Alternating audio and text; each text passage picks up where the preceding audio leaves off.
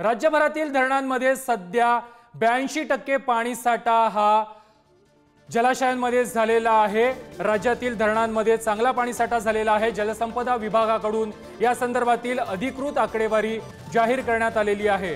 कोकणामध्ये देखील सर्वाधिक पाणी साठा हा जलाशयांमध्ये झालेला आहे। मराठवाड्यातील धरणं देखील पूर्ण क्षमतेने भरत आलेली आहेत। पश्चिम महाराष्ट्रातील देखील बहुतांश धरणं ही भरलेली आहेत।